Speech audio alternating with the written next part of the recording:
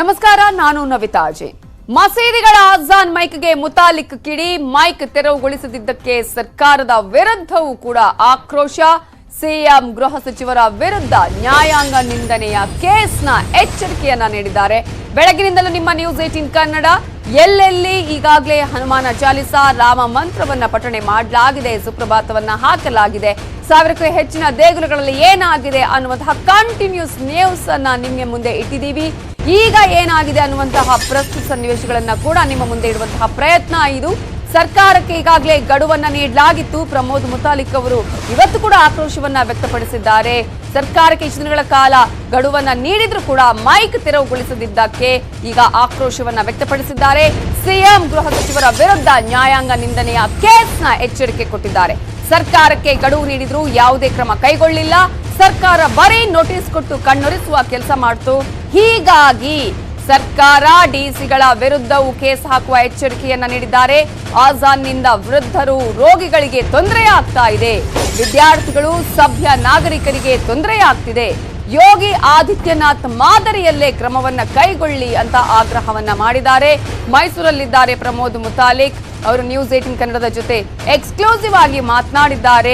ಈ ಸಂದರ್ಭದಲ್ಲಿ ಏನ್ ಹೇಳಿದ್ದಾರೆ, ಯಾವ ರೀತಿಯಾಗಿ ಆಕ್ರೋಶವನ್ನ ವ್ಯಕ್ತಪಡಿಸಿದ್ದಾರೆ, ಅದರಲ್ಲೂ ಪ್ರಮುಖವಾಗಿ ನ್ಯಾಯಾಂಗ ನಿಂದನೆಯ ಕೇಸ್ ಹಾಕುವ ಎಚ್ಚರಿಕೆಯನ್ನ ನೀಡಿದ್ದಾರೆ. ಸರ್ಕಾರಕ್ಕೆ ಇಷ್ಟು ದಿನಗಳ ಕಾಲ ಗಡುವು ನೀಡಿದ್ರೂ ಕೂಡ ಯಾವುದೇ ಕ್ರಮ ಕೈಗೊಳ್ಳಿಲ್ಲ. ಮೇ 1ರ ಒಳಗೆ ಸರ್ಕಾರ ಮೈಕ್ಗಳನ್ನ ತೆರವುಗೊಳಿಸದಿದ್ರೆ ನಾವು ಉಗ್ರ ಹೋರಾಟ ಮಾಡ್ತೀವಿ. 9ನೇ ತಾರೀಕಿನಿಂದಲೇ ಈ ರೀತಿಯಂತಹ ಮೈಕ್ ಅಭಿಯಾನ ಆರಂಭ ಆಗುತ್ತೆ ಅನ್ನೋದನ್ನ ಮೊದಲೇ ಹೇಳಿದ್ರು. ಆದ್ರೆ ಸರ್ಕಾರ ಕ್ರಮ ಕೈಗೊಳ್ಳಿಲ್ಲ ಅನ್ನೋದು ಪ್ರಮೋದ್ ಮುತಾಲಿಕ್ ಅವರ ಆಕ್ರೋಶ. ಅದೇ ಕಾರಣಕ್ಕಾಗಿ ಇವತ್ತು ಬೆಳಗ್ಗಿನಿಂದಲೇ ಅನೇಕ ದೇವಸ್ಥಾನಗಳಲ್ಲಿ ಮೈಕ್ಗಳ ಮೂಲಕ ಸುಪ್ರಭಾತವನ್ನ ಹಾಕಿಸೋದು, ರಾಮ ಮಂತ್ರವನ್ನ ಜಪ ಮಾಡೋದು, ಅದರ ಜೊತೆಗೆ ಈಗಾಗಲೇ ಹನುಮಾನ ಚಾಲೀಸ ಜೊತೆಗೆ ಅನೇಕ ಒಂದು ಭಕ್ತಿ ಗೀತೆಗಳು, ದೇವರ ಗೀತೆಗಳನ್ನ ಹಾಕಿಸುವಂತಹ ಪ್ರಯತ್ನ ಎಲ್ಲಾ ಕಡೆ ಈಗ ಮೊಳಗಿದೆ. ಆಜಾನ್ನಿಂದಾಗಿ ಅನೇಕ ಸಮಸ್ಯೆಗಳಾಯ್ತು. ಸುಪ್ರೀಂ ಕೋರ್ಟ್ನ ಆದೇಶವನ್ನು ಉಲ್ಲಂಘನೆ ಮಾಡಲಾಗ್ತಾ ಇದೆ. ಅದರ ವಿರುದ್ಧ ಸರ್ಕಾರ ಕ್ರಮ ಕೈಗೊಳ್ತಾ ಇಲ್ಲ. ಈ ಹಿನ್ನೆಲೆಯಲ್ಲಿ ಸರ್ಕಾರ ಒಂದು ರೀತಿಯಲ್ಲಿ ಕಣ್ಣೊರೆಸುವ ಕೆಲಸವನ್ನ ಮಾಡಿದೆ, ನೋಟಿಸ್ ಅನ್ನ ಕೊಟ್ಟು. ಹಾಗಾಗಿ ನಾವು ಈ ರೀತಿಯಾಗಿ ಕಣ್ಣೊರೆಸುವ ತಂತ್ರದ ವಿರುದ್ಧ ಇದು ಹೋರಾಟ. ಆಜಾನ್ ವಿರುದ್ಧ ಅಂದ್ರೆ ಆಜಾನ್ನ ಮೈಕ್ಗಳ ತೆರವು ಇರುವಂತಹ ಒಂದು ಹೋರಾಟ ಅನ್ನುವಂತಹ ವಿಚಾರಕ್ಕೆ ಸಂಬಂಧಪಟ್ಟಾಗೆ ಇವತ್ತು ಪ್ರಮೋದ್ ಮುತಾಲಿಕ್ ಅವರು ಆಕ್ರೋಶವನ್ನು ವ್ಯಕ್ತಪಡಿಸಿದ್ದಾರೆ. ಇಡೀ ರಾಜ್ಯದಾದ್ಯಂತ 1000 ದೇವಸ್ಥಾನಗಳಲ್ಲಿ ಈ ರೀತಿಯಂತಹ ಸುಪ್ರಭಾತ ಮೊಳಗಿಗೆ ಕರೆಯನ್ನ ನೀಡಿದ್ರು.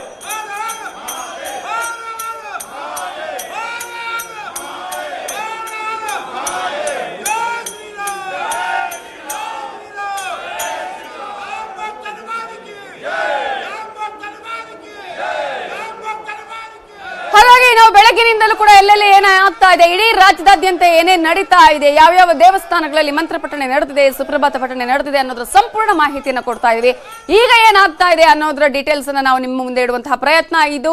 ಬೆಂಗಳೂರು, ಮಂಗಳೂರು ಹಾಗೆ ಬೆಳಗಾವಿಯಲ್ಲಿ ಏನಾಗ್ತಾ ಇದೆ ಅನ್ನೋದನ್ನ ನೋಡೋಣ. ಬೆಂಗಳೂರಿನಿಂದ ಶರಣು ಹಂಪಿ, ಮಂಗಳೂರಿನಿಂದ ಕಿಶನ್ ಶೆಟ್ಟಿ ಹಾಗೆ ಬೆಳಗಾವಿಯಿಂದ ಚಂದ್ರಕಾಂತ್ ಸುಗಂಧಿ ಈಗ ನೇರ ಸಂಪರ್ಕದಲ್ಲಿದ್ದಾರೆ. ಈಗಾಗಲೇ ಶರಣು ಹಂಪಿ, ಬೆಂಗಳೂರಲ್ಲಿ ಅನೇಕ ಕಡೆಗಳಲ್ಲಿ ಕೂಡ ಇವತ್ತು ಬೆಳಗಿನಿಂದಲೇ ಸುಪ್ರಭಾತ ಆಗಿದೆ. ಅದರ ಜೊತೆಗೆ ಸಾಕಷ್ಟು ರಾಮ ಮಂತ್ರಗಳ ಜಪ ಆಗಿದೆ, ಪಠಣ ಆಗಿದೆ, ಮೈಕ್ಗಳ ಮೂಲಕ ಅದು ಮೊಳಗಿದೆ ಅಂತ ಹೇಳಿ ನೀವಿರುವಂತಹ ಸ್ಥಳದಲ್ಲಿ ಈಗ ಯಾವ ರೀತಿಯಾದಂತಹ ಒಂದು ಅಭಿಯಾನಕ್ಕೆ ಸ್ಪಂದನೆ ಸಿಕ್ಕಿದೆ ಅಂತ ಹೇಳ್ತೀರಿ?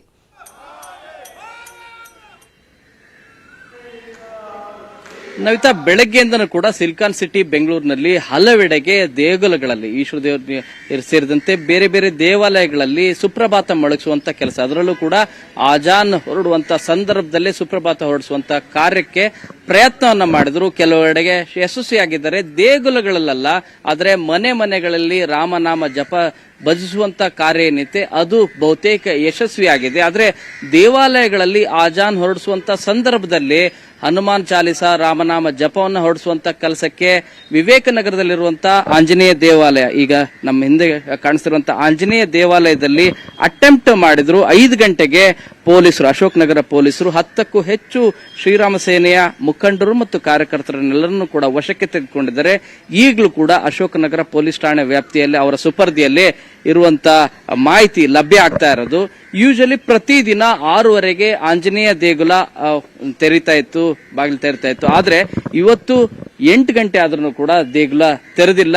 ಇನ್ನೊಂದು ಈಗ ಬರ್ತಿರುವಂತ ಮಾಹಿತಿ, ದೇಗುಲದಲ್ಲಿರುವಂತಹ ಸಿಬ್ಬಂದಿ ಅರ್ಚಕರೇ ಮಾಹಿತಿ ಕೊಟ್ಟಿರೋದು, ಇಲ್ಲಿ ಆಜಾನ್ ಹೊರಡಿಸುವಂತ ಸಂದರ್ಭದಲ್ಲೇ ಮೈಕ್ ಅಳವಡಿಸೋದು, ಅಂದ್ರೆ ನಿಮಗೆ ರಾಮನಾಮ ಜಪವನ್ನ ಹೊರಡಿಸೋದು, ರಾಮ ಮಂತ್ರವನ್ನ ಹೊರಡಿಸೋದು ಅಥವಾ ಸುಪ್ರಭಾತವನ್ನ ಮೈಕ್ ಅಲ್ಲಿ ಅನೌನ್ಸ್ ಮಾಡ್ಲಿಕ್ಕೆ ಅಥವಾ ಹಾಡು ಹಾಡ್ಲಿಕ್ಕೆ ಅವಕಾಶವನ್ನ ನಾವು ಕೊಡ್ತಾ ಇಲ್ಲ ಅಂತ ಹೇಳಿ ಪೊಲೀಸರಿಗೆ ಮುಚ್ಚಳಿಕೆ ಪತ್ರವನ್ನು ಕೂಡ ಕೊಟ್ಟಿದ್ದಾರೆ ಅನ್ನುವಂತ ಮಾಹಿತಿ ಲಭ್ಯ ಆಗ್ತಾ ಇದೆ. ಈ ಪ್ರದೇಶ ಎಸ್ಪೆಷಲಿ ವಿವೇಕ್ ನಗರ, ಸಾಕಷ್ಟು ಬೇರೆ ಬೇರೆ ಧರ್ಮದ ಸದಸ್ಯರು ಕೂಡ ಇಲ್ಲಿರೋದು ನೆರೆಹೊರೆಯಾಗಿ. ಈ ಕಾರಣಕ್ಕೆ ಇದು ಸೂಕ್ಷ್ಮ ಪ್ರದೇಶವಾಗಿ ಪರಿಗಣಿಸಲಾಗ್ತಾ ಇದೆ. ಅಶೋಕ್ ನಗರದ ಪೊಲೀಸರು ದೇಗುಲದ ಮುಂಭಾಗದಲ್ಲೂ ಮತ್ತು ಈ ರಸ್ತೆ ಏನ್ ಬರುತ್ತೆ ಈ ಸರ್ಕಲ್ನ ಸುತ್ತಲೂ ಕೂಡ ಈಗಲೂ ಪೊಲೀಸರ ಸರ್ಪಗಾವಲಿದೆ, ಬಂದೋಬಸ್ತ್ ಇದೆ. ಬೆಳಿಗ್ಗೆ 5 ಗಂಟೆಗೆ ಇಲ್ಲಿ ಕಾಣಿಸಿರುವಂತ ಮೈಕ್ ಏನ್ ಕಾಣಿಸ್ತಾ ಇದೆ, ಇಲ್ಲಿ ಸುಪ್ರಭಾತವನ್ನ ಮೊಳಗಿಸಬೇಕು ಅಂತ ಹೇಳಿ ಶ್ರೀರಾಮ ಸೇನೆ ಕಾರ್ಯಕರ್ತರು ಆಗಮಿಸಿದ್ರು. ಪೊಲೀಸರಿಗೆ ಮಾಹಿತಿ ನೀಡದೇನೆ ನಾವು ಆ ಕಾರ್ಯವನ್ನ ಮಾಡ್ತೇವೆ ಅಂತಾನೆ. ಆದ್ರೆ ಪೊಲೀಸರು ಅವರನ್ನ ವಶಕ್ಕೆ ತೆಗೆದುಕೊಂಡಿದ್ದಾರೆ.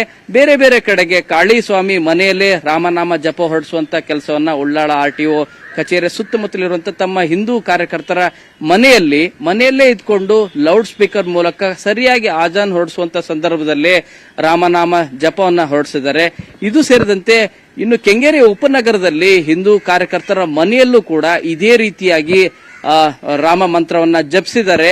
ಅಲ್ಲಿ ವೃದ್ಧೆ ಮಹಿಳೆ ಕೂಡ ಭಾಗಿಯಾಗಿರೋದು ವಿಶೇಷ. ಇದು ಹೊರತುಪಡಿಸಿದಂತೆ ಬೇರೆ ಬೇರೆ ಕಡೆಗೆ ಪ್ರಯತ್ನಗಳಾಗಿದ್ದಾವೆ, ಆದರೆ ಪೊಲೀಸರು ಪರ್ಮಿಷನ್ ಅನ್ನು ಕೂಡ ಕೊಟ್ಟಿಲ್ಲ ಮತ್ತು ಮುಜರಾಯಿ ಇಲಾಖೆನೂ ಕೂಡ ಯಾವುದೇ ರೀತಿಯಾದಂತಹ ಪರ್ಮಿಷನ್ ಕೊಡದೇ ಇರೋ ಕಾರಣಕ್ಕಾಗಿ ಏನು ಮೈಕ್ ಅಭಿಯಾನ ಏನಿತ್ತು ಅದು ಸ್ವಲ್ಪ ಮಟ್ಟಿಗೆ ಬೆಂಗಳೂರಿನಲ್ಲಿ ಹಿನ್ನಡೆ ಆಗಿದೆ ಅಂತಾನೆ ಹೇಳ್ಬಹುದು. ನವಿತಾ, ಹಾಗೇನೆ ಸಂಪರ್ಕದಲ್ಲಿ ಶರಣ್ ಹಂಪಿ. ಇನ್ನು ದಕ್ಷಿಣ ಕನ್ನಡ ನಿಮ್ಗೆ ಎಲ್ರಿಗೂ ಗೊತ್ತಿದೆ ಯಾವ ರೀತಿಯಂತಹ ಸಿಚುವೇಶನ್ ಇರುತ್ತೆ. ಇಂತಹ ಒಂದು ವಿಚಾರಗಳು ಬಂದಂತಹ ಸಂದರ್ಭದಲ್ಲಿ ಸಾಕಷ್ಟು ಬೆಳವಣಿಗೆಗಳು ನಡೀತಾ ಇರುತ್ತೆ. ಕಿಶನ್, ಇವತ್ತು ಈಗ ಪ್ರತಿದಿನ ಕೂಡ ಇಂತಹ ಒಂದು ಅನೇಕ ಘಟನೆಗಳು ಅಲ್ಲಿ ನಡೀತಾ ಇರೋದನ್ನ ನಾವು ನೋಡ್ತಾ ಇರ್ತೀವಿ. ಪ್ರತಿದಿನ ದೇವಸ್ಥಾನಗಳಲ್ಲಿ ಮಂತ್ರಘೋಷಗಳು ಮೊಳಗುವಂತದ್ದು, ಪೂಜೆ ಪುನಸ್ಕಾರಗಳು ನಡೀತಾ ಇರುವಂತಹದ್ರಲ್ಲ ಜೊತೆಗೇನೆ ಯಾವಾಗ್ಲೂ ಅನೇಕ ಕಾರ್ಯಕ್ರಮ ನಡೀತಾ ಇರುತ್ತೆ. ಇವತ್ತೇನಾದ್ರೂ ಸ್ಪೆಷಲಿ ಈ ತರದ ಒಂದು ಘಟನೆಗಳು ಅಥವಾ ಈ ತರ ಮೈಕ್ ಅಭಿಯಾನ ಏನಾದ್ರೂ ನಡೆದಿದೆಯಾ ಅಥವಾ ಇಲ್ವಾ?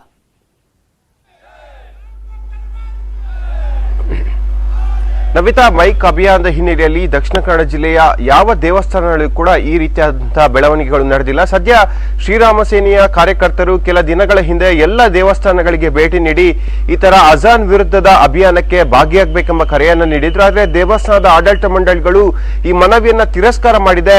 ಯಾವುದೇ ವಿವಾದಕ್ಕೋಸ್ಕರ ನಾವು ದೇವರ ಪಠಣೆಯನ್ನ ಮಾಡೋದಲ್ಲ, ಸಾಧ್ಯವಾದ್ರೆ ಭಕ್ತಿಯಿಂದ ಮಾಡೋ ನಿಮ್ಮ ಮನವರಿಕೆಯನ್ನು ಕೂಡ ಮಾಡಿದೆ. ಹಾಗಾಗಿ ಈ ವಿವಾದಕ್ಕೆ ಭಾಗಿಯಾಗಲು ಯಾವ ದೇವಸ್ಥಾನಗಳು ಕೂಡ ಮುಂದೆ ಬಂದಿಲ್ಲ. ಹಾಗಾಗಿ ಇಡೀ ದಕ್ಷಿಣ ಕನ್ನಡ ಜಿಲ್ಲೆಯಲ್ಲಿ ಇವತ್ತು ಎಲ್ಲೂ ಕೂಡ ಈ ರೀತಿಯ ಲೌಡ್ ಸ್ಪೀಕರ್ ಅಭಿಯಾನ ಕೂಡ ನಡೆದಿಲ್ಲ. ಭಾಗಶಃ ಈ ದಕ್ಷಿಣ ಕನ್ನಡ ಜಿಲ್ಲೆಯಲ್ಲಿ ಹಿಂದೂ ಸಂಘಟನೆಗಳು ಪ್ರಬಲವಾಗಿರುವಂತದ್ದು, ಅದರಲ್ಲೂ ಕೂಡ ಬಜರಂಗ ದಳ ಆಗಿರ್ಬೋದು, ವಿಶ್ವ ಹಿಂದೂ ಪರಿಷತ್ ಅತಿ ಪ್ರಬಲವಾಗಿದೆ. ಆದ್ರೆ ಶ್ರೀರಾಮ ಸೇನೆಯ ಈ ಅಭಿಯಾನದಿಂದ ಆ ಸಂಘಟನೆಗಳು ಅಂತರವನ್ನ ಕಾಯ್ದುಕೊಂಡಿರುವಂತದ್ದು. ಹಾಗಾಗಿ ಶ್ರೀರಾಮ ಸೇನೆ ದಕ್ಷಿಣ ಕನ್ನಡ ಜಿಲ್ಲೆಯಲ್ಲಿ ಅಷ್ಟೇನು ಪ್ರಬಲವಾಗಿ ಬೆಳೆಯದೇ ಇರೋ ಕಾರಣಕ್ಕಾಗಿ ಈ ಜಿಲ್ಲೆಯಲ್ಲಿ ಇವತ್ತು ಈ ಅಭಿಯಾನ ಯಶಸ್ಸನ್ನ ಕಂಡಿಲ್ಲ ಅಂತ ಹೇಳ್ಬೋದು.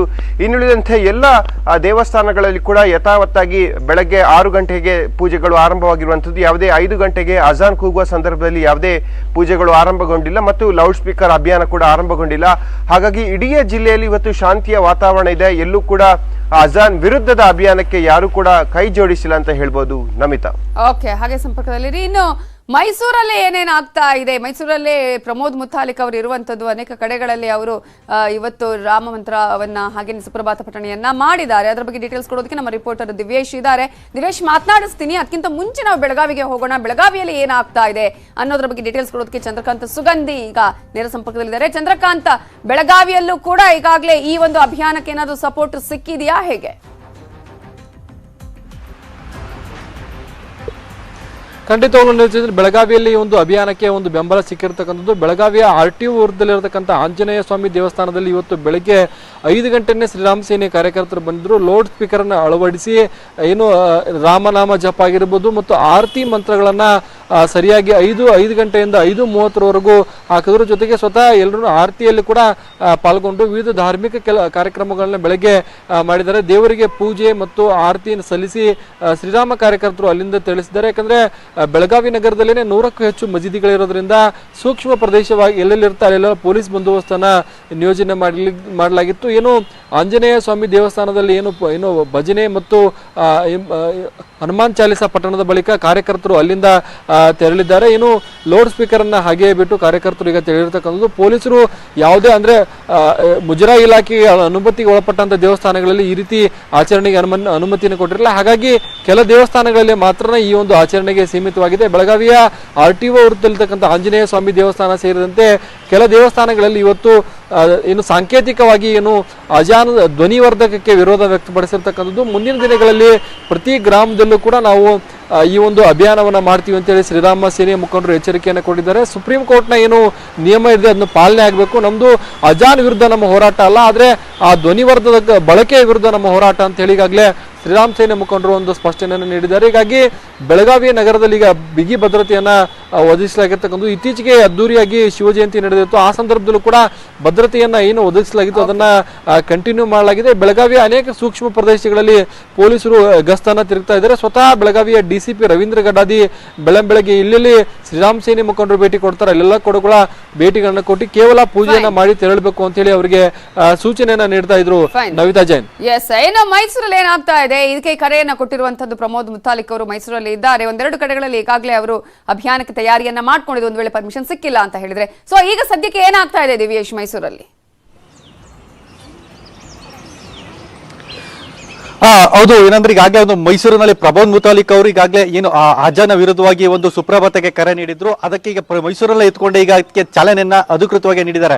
ಏನಂದ್ರೆ ಮೈಸೂರಿನ ಶಿವರಾಂಪೇಟೆಯಲ್ಲಿ ಇರುವಂತಹ ಒಂದು ಆಂಜನೇಯನ ದೇವಸ್ಥಾನದಲ್ಲಿ ಈ ಒಂದು ಕಾರ್ಯಕ್ಕೆ ಒಂದು ಬೆಳಗ್ಗೆ 5 ಗಂಟೆಯಿಂದಲೇ ಒಂದು ಖುದ್ದು ಅವರೇ ಒಂದು ಭೇಟಿ ನೀಡಿ ದೇವಸ್ಥಾನದಲ್ಲಿ ಒಂದು ಭಜನೆ ಮತ್ತು ಏನು ಹನುಮಾನ್ ಚಾಲೀಸ್ ಪಠಣ ಮಾಡೋದ್ರ ಮೂಲಕ ಈ ಅಧಿಕೃತವಾಗಿ ಒಂದು ಚಾಲನೆಯನ್ನು ನೀಡಿದಂಥದ್ದು. ಜೊತೆಗೆ ಈಗಾಗಲೇ ಪೊಲೀಸ್ ಇಲಾಖೆಯು ಸಹ ಈ ಒಂದು ಏನು ಪ್ರಮೋದ್ ಮುತಾಲಿಕ್ ಮೈಸೂರಲ್ಲಿ ಇದರಿಂದ ಆ ಒಂದು ಶಿವರಾಂಪೇಟೆಯ ಒಂದು ಆಂಜನೇಯ ದೇವಸ್ಥಾನ ಏನಿದೆ ಆ ದೇವಸ್ಥಾನ ಸುತ್ತಮುತ್ತ ಬಿಗಿ ಭದ್ರತೆಯನ್ನ ಕೂಡ ಒಂದು ವಹಿಸಿದಂಥದ್ದು. ಹಾಗಾಗಿ ಮೈಸೂರಿನ ಒಂದು ಭಾಗದಲ್ಲಿ ಸಾಕಷ್ಟು ರೀತಿಯ ಮುನ್ನೆಚ್ಚರಿಕೆ ಕ್ರಮದಿಂದ ಪೊಲೀಸ್ ಇಲಾಖೆಯು ಕೂಡ ಈ ಒಂದು ಶ್ರೀರಾಮ್ ಸೇನೆ ಕರೆ ಕೊಟ್ಟಿದಂತಹ ಒಂದು ಕಾರ್ಯಕ್ಕೆ ಒಂದು ಭದ್ರತೆಯಿಂದನೇ ಎಲ್ಲಾ ಕಾರ್ಯಕ್ರಮವನ್ನು ನಡೆಯಲಿಕ್ಕೆ ಒಂದು ಅವಕಾಶವನ್ನು ಕೂಡ ಮಾಡಿಕೊಟ್ಟಿದ್ದ. ಜೊತೆಗೆ ಈಗಾಗಲೇ ಏನು ಪ್ರಮೋದ್ ಮುತಾಲಿಕ್ ಅವರು ಒಂದು ಕಡೆ ಈಗಾಗಲೇ 2 ರೀತಿಯ ಪ್ಲಾನ್ ಗಳನ್ನ ಮಾಡಿಕೊಂಡ್ರು. ಒಂದು ಕಡೆ ಯಾಕೆಂದ್ರೆ ರಾಜ್ಯದ ವಿವಿಧ ಕಡೆಗಳಲ್ಲಿ ಏನು ಪರ್ಮಿಷನ್ ಅನ್ನ ಏನು ನೀಡಿಕೊಟ್ಟಿರಲಿಲ್ಲ, ಏನು ದೇವಸ್ಥಾನಗಳಲ್ಲಿ ಒಂದು ಧ್ವನಿವರ್ಧಕಗಳನ್ನು ಬಳಸಲಿಕ್ಕೆ ಅಥವಾ ಏನು ಹನುಮಾನ್ ಚಾಲೀಸ್ ಅಥವಾ ಏನು ಸುಪ್ರಭಾತವನ್ನು ಹಾಕ್ಲಿಕ್ಕೆ permission ಕೊಟ್ಟಿರಲಿಲ್ಲ.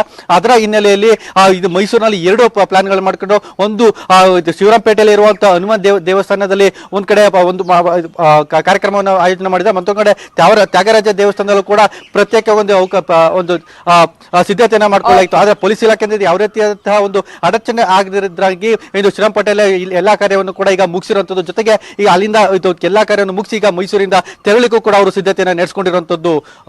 Navita Jain. Okay, thank you Divyesh ಡೀಟೇಲ್ಸ್ಗೆ. ಹಾಗೇನೆ ಚಂದ್ರಕಾಂತ್ ಸುಗಂಧಿ, ಕಿಶನ್ ಶರಣು ಹಂಪಿ, ಬೆಳಗಾವಿ, ಮಂಗಳೂರು ಹಾಗೇನೆ ಬೆಂಗಳೂರಿನಿಂದ ಮಾಹಿತಿಯನ್ನು ಕೊಟ್ಟಿದ್ದಾರೆ. ಥ್ಯಾಂಕ್ ಯು ಸೋ ಮಚ್ ಎಲ್ರಿಗೂ ಕೂಡ. Welcome back. ಬೆಂಗಳೂರಲ್ಲಿ ಶ್ರೀರಾಮ ಸೇನೆ ಕಾರ್ಯಕರ್ತರ ಬಂಧನಕ್ಕೆ ಕಿಡಿಕಾರಲಾಗಿದ್ದು, ಕಲಬುರಗಿಯಲ್ಲಿ ಆಂದೋಲ ಸಿದ್ದಲಿಂಗ ಸ್ವಾಮೀಜಿ ಕಿಡಿಕಾರಿದ್ದಾರೆ. ಸಚಿವ ಅಶೋಕ್ ವಿರುದ್ಧ ಆಂದೋಲ ಸ್ವಾಮೀಜಿ ಕಿಡಿಯನ್ನ ಕಾರಿದ್ದಾರೆ. ಶ್ರೀರಾಮ ಸೇನೆ ಕಾರ್ಯಕರ್ತರನ್ನ ಇವತ್ತು ವಶಕ್ಕೆ ಪಡೆಯಲಾಗಿದೆ, ಅವರನ್ನ ಬಂಧಿಸಲಾಗಿದೆ. ಈ ಹಿನ್ನೆಲೆಯಲ್ಲಿ ಶ್ರೀರಾಮ ಸೇನಾ ಕಾರ್ಯಕರ್ತರ ಬಂಧನಕ್ಕೆ ಕಿಡಿಕಾರಿದ್ದಾರೆ. ಕಾರ್ಯಕರ್ತರ ಬಂಧನದ ಹಿಂದೆ ಅಶೋಕ್ ಅವರ ಕೈವಾಡ ಇದೆ ಅನ್ನುವಂತಹ ಆರೋಪವನ್ನ ಈಗ ಆಂದೋಲ ಸ್ವಾಮೀಜಿ ಅವರು ಮಾಡಿದ್ದಾರೆ. ಅಶೋಕ್ ಹಿಂದೂ ವಿರೋಧಿ ನಡೆಯನ್ನ ಅನುಸರಿಸ್ತಾ ಇದ್ದಾರೆ. ಅಶೋಕ್ ಅವರ ಕುಮ್ಮಕ್ಕಿನಿಂದಲೇ ಶ್ರೀರಾಮ ಸೇನೆ ಕಾರ್ಯಕರ್ತರ ಬಂಧನ ಆಗಿದೆ ಅನ್ನೋದು ಆಂದೋಲ ಸ್ವಾಮೀಜಿಯ ಆರೋಪ. ಇವತ್ತು ಶ್ರೀರಾಮ ಸೇನೆ ಆಜಾನ್ ವಿರುದ್ಧ ಹನುಮಾನ್ ಚಾಲೀಸಾ ಅಭಿಯಾನವನ್ನ ಹಮ್ಮಿಕೊಂಡಿದ್ವಿ. ಬೆಂಗಳೂರಿನ ಹನುಮಾನ್ ದೇವಸ್ಥಾನದಲ್ಲಿ ಹನುಮಾನ್ ಚಾಲೀಸನ್ನ ಪ್ರಾರಂಭ ಮಾಡಲಿಕ್ಕೆ ಶ್ರೀರಾಮ ಸೇನೆಯ ಕಾರ್ಯಾಧ್ಯಕ್ಷ ಗಂಗಾಧರ್ ಕುಲಕರ್ಣಿ ಅವರು ಹಾಗೂ ಬೆಂಗಳೂರು ನಗರದ ಅಧ್ಯಕ್ಷ ಚಂದ್ರಶೇಖರ್ ಅವರು ಹಾಗೂ ಶ್ರೀರಾಮ ಸೇನೆ ಕಾರ್ಯಕರ್ತರು ಅಲ್ಲಿಗೆ ಹೋದಂತಹ ಸಂದರ್ಭದಲ್ಲಿ ಪೊಲೀಸರು ಹನುಮಾನ್ ಚಾಲೀಸಾ ಹಾಕ್ಲಿಕ್ಕೆ ಅಡ್ಡಿಪಡಿಸಿದ್ದಲ್ಲದೇನೆ ಒತ್ತಡವನ್ನ ಹಾಕಿ ಬಂಧಿಸಿ ನಗರದ ಅಶೋಕ್ ನಗರ ಠಾಣೆಯಲ್ಲಿ ಕೂಡಿ ಹಾಕಿದ್ದಾರೆ. ಇದು ಅತ್ಯಂತ ಖಂಡನೀಯವಾಗಿರುವಂತಹದ್ದು. ಇದರ ಹಿಂದೆ ಕಂದಾಯ ಸಚಿವ ಆರ್ ಅಶೋಕ್ ಅವರ ಕೈವಾಡ ಇದೆ. ಆರ್ ಅಶೋಕ್ ಅವರು ಹಿಂದೂ ವಿರೋಧಿ ನಡೆಯನ್ನ ಅನುಸರಿಸ್ತಾ ಇದ್ದಾರೆ. ಈ ಹಿಂದೆಯೂ ಕೂಡ ಟಿಪ್ಪು ಸುಲ್ತಾನ್ ವೇಷವನ್ನ ಧರಿಸಿ ಹಿಂದೂಗಳ ಮನಸ್ಸಿಗೆ ಘಾಸಿಯನ್ನ ಉಂಟು ಮಾಡಿದಂತಹ ಆರ್ ಅಶೋಕ್ ಅವರ ಕುಮ್ಮಕ್ಕಿನಿಂದಲೇ ಇವತ್ತು ಶ್ರೀರಾಮ ಸೇನೆ ಕಾರ್ಯಕರ್ತರು ಅರೆಸ್ಟ್ ಆಗಿದ್ದಾರೆ. ಇದನ್ನ ಉಗ್ರವಾಗಿ ನಾವು ಖಂಡಿಸ್ತಿದ್ದೀವಿ. Welcome back. ಬೆಂಗಳೂರಲ್ಲಿ ಕಾಳಿ ಸ್ವಾಮಿಯಿಂದ ರಾಮತಾರಕ ಮಂತ್ರ ಪಠಣವನ್ನ ಮಾಡಲಾಗಿದ್ದು, ಉಳ್ಳಾಲದಲ್ಲಿ ಭಕ್ತರ ಮನೆಯಿಂದನೇ ಮೊಳಗಿದೆ ರಾಮನಾಮ ಜಪ. ಋಷಿಕುಮಾರ ಸ್ವಾಮೀಜಿಗಳ ಜೊತೆಗೆ ಹಿಂದೂಪರ ಕಾರ್ಯಕರ್ತರು ಭಾಗಿಯಾಗಿದ್ದಾರೆ. ಕಾಳಿ ಸ್ವಾಮಿಯಿಂದ ರಾಮತಾರಕ ಮಂತ್ರ ಪಠಣ ಆಗಿದೆ. ಭಕ್ತರ ಮನೆಯಲ್ಲೇ ರಾಮತಾರಕ ಮಂತ್ರ ಪಠಣೆಯನ್ನ ಮಾಡಿದ್ದಾರೆ.